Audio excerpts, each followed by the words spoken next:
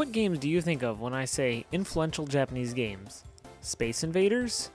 Super Mario Brothers? Final Fantasy? Metal Gear Solid? Those games certainly fit that description, but there's one game that usually never gets brought up, one that never made it overseas. This game had a huge impact on Japanese gaming culture not only at the time of its release, but its influence is still felt even today, as it helped birth one of Japan's favorite gaming genres. So, today on the Sega Importorium, we're going to take a look at the father of dating sims, Tokimeki Memorial, Forever With You.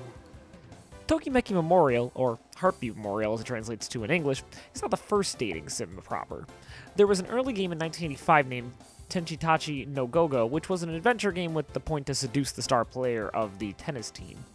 The more important release was 92's Dokuyesi, a game that is generally given credit for being the first game in the traditional style of a dating sim game. The problem was, both of these games are very sexual in nature, which many of these games tend to be, although there are plenty that aren't. As such, they were meant for adults and couldn't be sold to a large audience. However, in 1994, Konami developed Tokimeki Memorial, which was more about the characters and the story, dating different girls, picking the one you liked the best, and getting her to confess her love to at the end of the game. This one was much more age-appropriate and was allowed to become an overnight phenomenon and is generally one of the most beloved games from Japan. For those that need a quick overview of dating sims, here you go. You have a specific amount of time, in this game's case 3 years, to meet different people, take them out on dates, and swoon them and convince them to fall in love with you.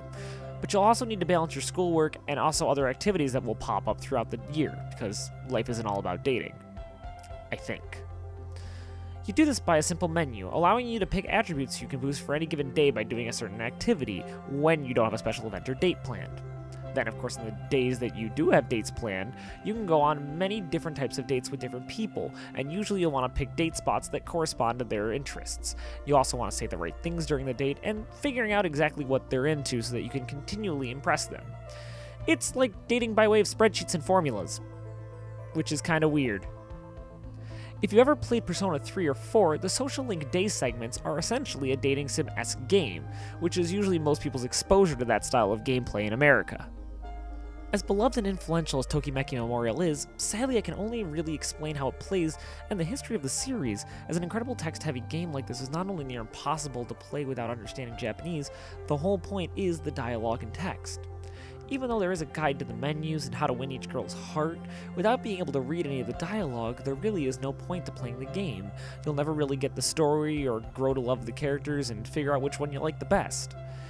Even crazier, there isn't even a fan translation of the game, a large shock considering the pedigree of the game. The version that I am showing you is of course the Sega Saturn version, which is a director's cut of sorts of the original version that was for the PC Engine and TurboGrafx 16. This version contains some new content, but is otherwise basically the same as the original version. The game is really nice though as a showpiece, as along with the game, it comes with cards of all the girls, a nice manual/mini art book, a fold-out calendar that goes in time with the game's calendar, and a nice slipcover to keep it all in. So sadly, even though I played enough of Tokimeki to get footage for this review, I can't really review the game properly, or even recommend it to somebody who would actually want to play the games they buy. However, if you are interested, it was only about 15 to 20 bucks for a bundle with all the stuff that I showed off, so it is a pretty cool showpiece if you're into dating sims or you're a big Sega collector. However, if you do actually want to see the game in action, the best way to do that is through a show called Game Center CX from Japan.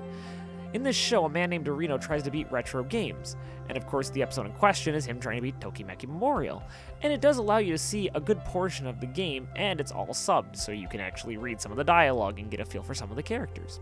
It's really fun and definitely worth checking out if this seems to pique your interest at all. However, lurking in the shadows is another Tokimeki Memorial game for the Sega Saturn.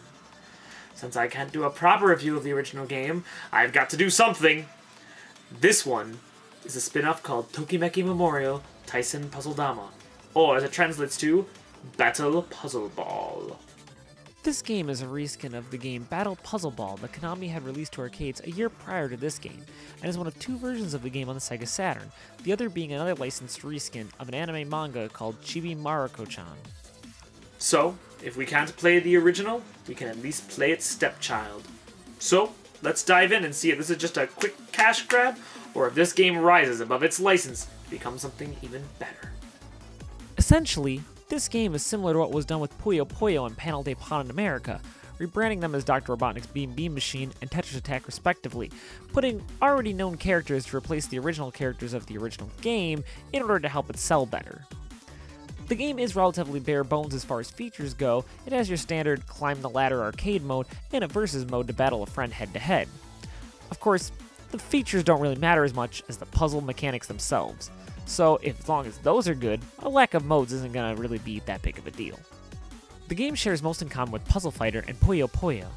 The game has you matching 3 of the same colored blobs, either by touching vertically or horizontally. There are also colored blobs that are in little heart-shaped blocks, and you'll unlock them when you clear stuff next to them.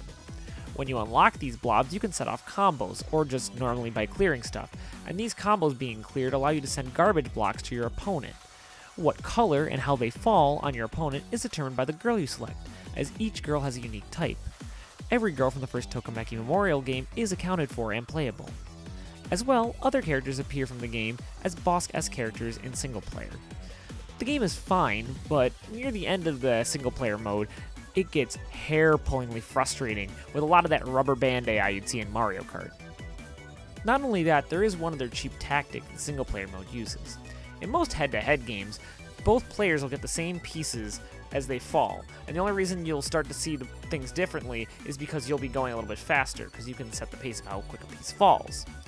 In this game, however, you don't get the exact same pieces. Sometimes you might get better pieces than the other player, whereas they might get a bunch of the locked heart pieces, or you might get a bunch of the locked heart pieces. By doing this, it takes out the pure strategy and reflexes, and sometimes matches come down to just getting basically screwed and getting unlucky. And frankly, that just isn't fun to lose to. However, look past that fact, and the actual puzzle mechanics are pretty solid, and matches against your friends are a blast, and in that regard, it can hang with some of the best of them.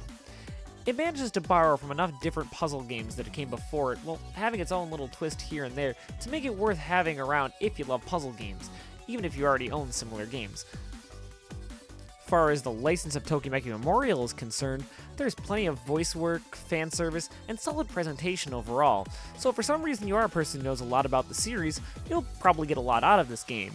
If not, the voice clips may get a bit grating during the gameplay and for the 1000th time, but the animations of your character in the back are very cool and a nice touch. But a lot of the fan service will likely get lost on you since you won't really understand the game that came before it and the storyline and all the little nods to it. Tokimeki Memorial Battle Puzzle Ball is a harmless, decent battle puzzle game with a licensed coat of paint that doesn't really add much to the game besides its fan service. It's certainly not a bad game, but it has little to offer beyond the core gameplay and the aforementioned fan service.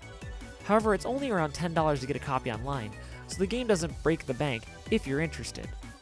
There is another, completely different puzzle game spin-off, if you can believe it, based on Tokimeki Memorial, but sadly I don't own the game, so I can't really cover it yet, but if I ever track down a copy, I'll make sure to make a little follow-up video. Really though, this was more about bringing to light the Tokimeki Memorial series. It's a really important piece of gaming history, especially in Japan, and it largely goes unnoticed in America.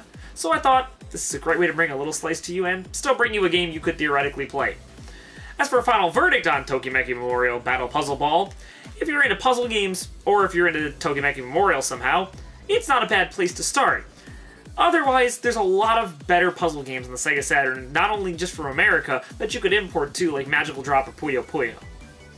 But, in that regard, Tokimeki Memorial is still an awesome series that you should at least learn about, as it has a lot of cool significance in gaming culture. But, till next time, the Importorium is closed,